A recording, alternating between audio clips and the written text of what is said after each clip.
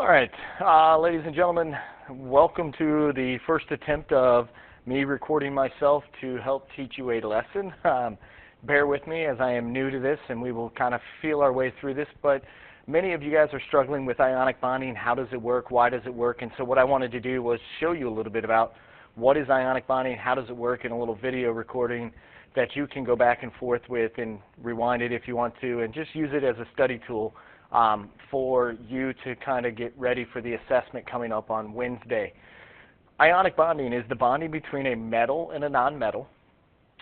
It occurs when the metal donates or gives up its electrons to get down to the lower energy level, and the nonmetal takes on electrons to get up to a full outer 8 around its outer shell. Again, the magic number is 8, so we're either going to lose electrons, metals, to get down to that number 8, or we're going to gain electrons to get up to 8 if we are nonmetals. Electrons are obviously what we're kind of looking at and how those are actually transferred. So let's take one that we know, simply potassium. Potassium is a metal. It is in the alkali metals. It has one valence electron because it is in family 1. Chlorine is a nonmetal. It is in family 17, so it has 7 valence electrons. If potassium gives up its 1 electron, then it can get down to its lowest energy level and be satisfied. And if chlorine can gain an extra electron, now it has gotten to the magic number 8, and now it is ready to go. So what potassium does is it takes the electron and gives it to chlorine. Chlorine now has 8. Potassium now is down to its lower energy level. So this simply becomes KCl, which is known as potassium. And then remember, we use the IDE ending, which becomes chloride, as opposed to chlorine anymore. So this is a very simple ionic bond. All right, so let's take something else, something different here, and kind of look at what's going on. We're going to take magnesium. Magnesium is in family 2, so that tells us how many valence electrons we should have, which is simply 2 valence electrons. We're going to take something like fluorine. Fluorine happens to be in family 17 again, along with chlorine. Therefore, fluorine has 7 valence electrons. Now, we want to get magnesium to get rid of its 2 electrons, and we want fluorine to pick up 1 electron to get to the happy number 8. So magnesium will willingly donate 1 electron to this fluorine.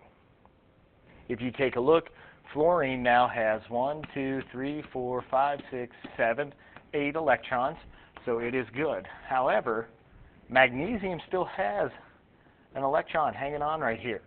We have to get rid of that electron as well.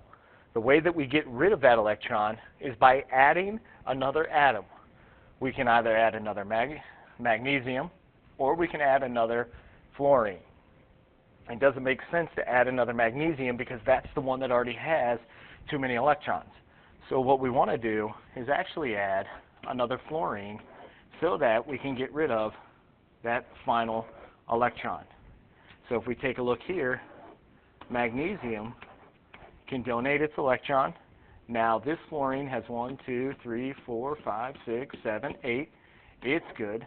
Magnesium has gotten rid of its 2 electrons, so now it is good. When we go to write the chemical formula, it is Mg, the metal always comes first. It is F, the nonmetal comes second, but this time we have 1, 2 fluorines. Therefore, we have to put the subscript 2 down here to show us how many how many atoms of fluorine we need. It takes 2 atoms of fluorine to take away the 2 electrons from magnesium to get what is now known as magnesium fluoride. And again, we never change the metal's name. It always stays the same. It always comes first. The nonmetal always comes second, and we take off the last syllable and we add the IDE ending to it. This is magnesium fluoride. And again, we needed 2 fluorines to get rid of those 2 electrons on magnesium's side. So let's try another one here. This time let's go ahead and use something, let's just use sodium here. So we have sodium, Na, which is in family 1. It gets 1 valence electron. And we now have sulfur. Sulfur is in family 16, so it has 6 valence electrons. And there's the 6 for that. Now, we know what sodium wants to do. It's a metal. It wants to get rid of 1 electron to get to its lower level. So it got rid of its 1 electron. Sodium is good. However, we only have 1, 2, 3, 4, 5, 6, 7 electrons for sulfur. Again, we need both of them to have either lost all of their electrons or gained 8 electrons to get to that stable state. So what we need to do here is add another atom. It makes no sense to add another sulfur because we have to get an extra electron there. So we're going to add another sodium. This sodium will gladly donate an electron to this sulfur. It got rid of its electron. It is good. Sulfur now has 1, 2, 3, 4, 5, 6, 7, 8. It is good. We have now created the ionic bond called sodium sulfide. Now if you take a look, I haven't written in the subscript number. We need 1, 2 sodium atoms. It should be Na2S because it takes 2 sodium atoms to satisfy 1 sulfur atom. And again, the name, metal, always stays the same. You never change that. You take off the last syllable of the nonmetal and add IDE ending. This is sodium sulfide. Hopefully this helps you understand a little bit about ionic bonding. Hopefully the examples give you a little sense of what is going on. I'm going to show you one more example, and then I'm going to be out and let you guys just work and practice on your own. What happens if we have a complicated one? A complicated one would be one such as aluminum and oxygen. Aluminum is in family 13. We know aluminum has 3 valence electrons. Remember, it is in family 13. We can't have more than 8, so we take the 10 off, and what's left behind is 3.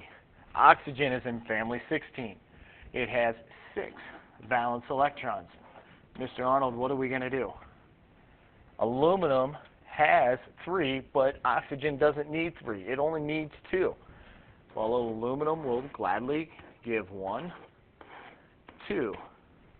We have satisfied oxygen because we have 1, 2, 3, 4, 5, 6, 7, 8, but we still have an issue with aluminum. So what do we have to do? We have to keep adding back and forth until we get it to the correct number.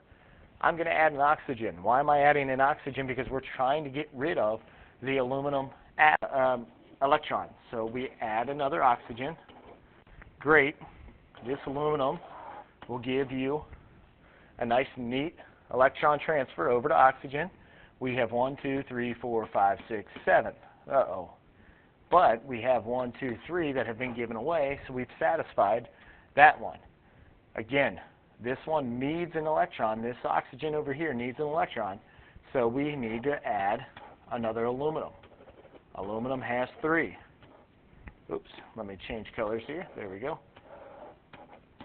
So this aluminum donates its electron to oxygen. 1, 2, 3, 4, 5, 6, 7, 8. We're good, but this aluminum over here still has 2 electrons. We're going to keep adding. Again, we can only add electrons or atoms from what we started with, so we can't go out and find a new one. But if you take a look, this aluminum will gladly donate 2 to this oxygen. This aluminum has gotten rid of all of their electrons.